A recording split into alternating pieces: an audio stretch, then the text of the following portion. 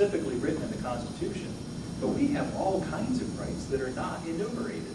In fact, it drives me nuts when I hear somebody talking about flag burning as free speech. Flag burning is flag burning. It's not free speech, and we have the right to do it unless it's been taken away.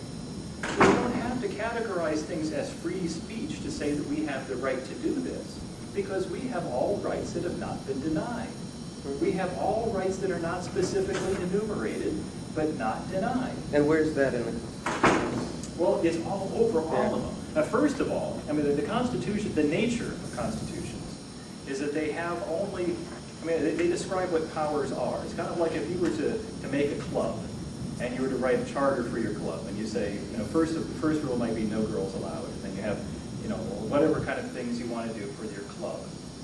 You're going to only write down the things that are necessary for the existence of this club. You're only going to write down the powers that it has, and anything else really should be excluded. So if you say no girls allowed, that doesn't mean, unless you write a really bad charter, that you're going to go out and beat up girls or something like that. Now that's sort of the nature of constitutions, that they're a dangerous document in so much as they're authorizing the use of deadly force in the case of government. I mean, I suppose the first thing we should do is talk about what government is. And I'm guessing by the look of all of you in this room, you understand what government really is. Government is violence. You can't do anything with politics without violence or the threat thereof. So if you ban trans fats, somebody could get blown away for holding a forbidden Twinkie. That's just the way it works. You know, if you resist arrest for any kind of offense, if you don't have your seatbelt on, and they pull you over, and you say, you know, I'm not putting up with this kind of thing, you can get tasered, you can get knocked down to the ground. You could die from that. If you resist arrest, they could, you know, things escalate. And that one little problem of you not wearing your seatbelt could make you dead. It could leave you in prison. Now, these kind of things have happened. It's not like I'm making this up as a, you know, there's almost nothing I could make up in terms of the kind of abuse of power that has already happened in this country. I mean, just for example, you know, when the United States was a whole lot less secretive, when government was less powerful, it is now known that we fed plutonium to school children. We know that now. We know that we experimented with syphilis on black men. We know all kinds of horrible things we've done to Americans. And that's when America is a lot prettier, I think. Now, our government is a lot more secretive, a lot more powerful. We actually have far more police per capita than we ever had before, and more, in fact, than Hitler had at his disposal. And I'm sure you've seen these guys. They're putting these big ram bumpers on the front of their cars. They've got flak jackets. They've got military equipment. More and more of these guys are starting to look like stormtroopers. You know, they got the pants tucked in their boots. They're ready to roll. Now, I don't know why Boone County, Indiana has an armored amphibious personnel carrier. But the fact that they've got stuff like this should make us worry a little bit about violence.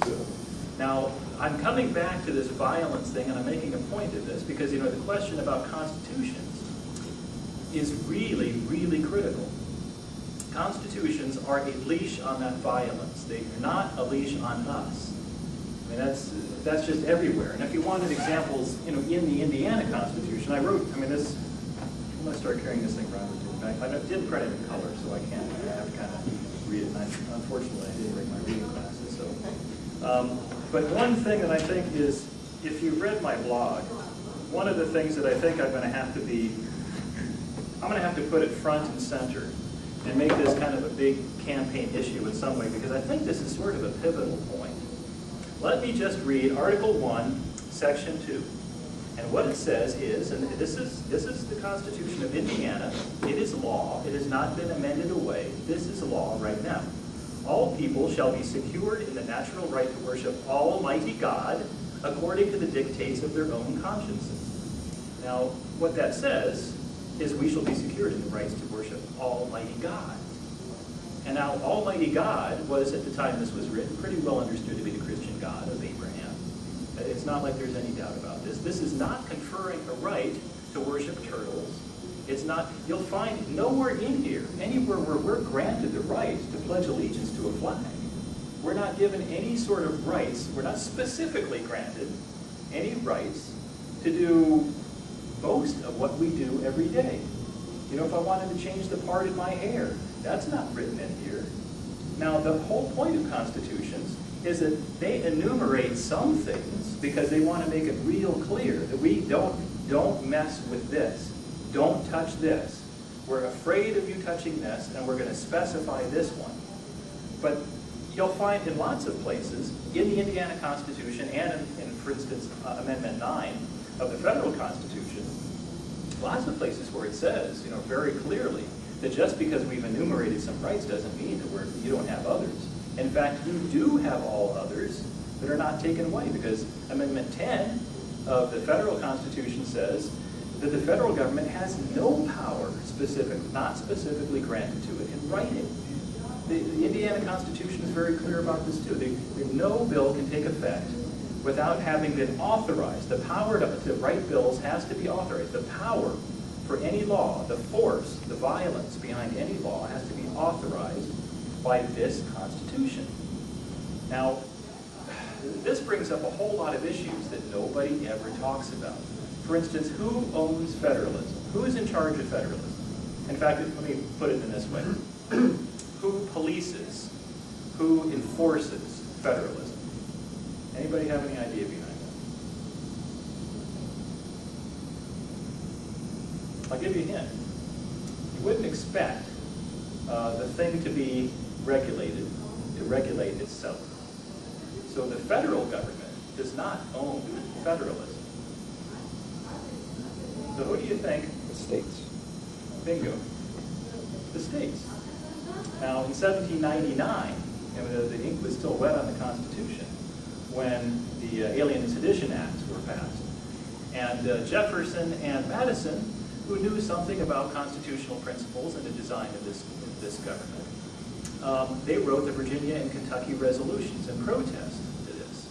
And these resolutions said, in effect, you get back on your side of the fence, you obey the Constitution, or we nullify the Union. Very tough talk. And in fact, they said you nullify the Union.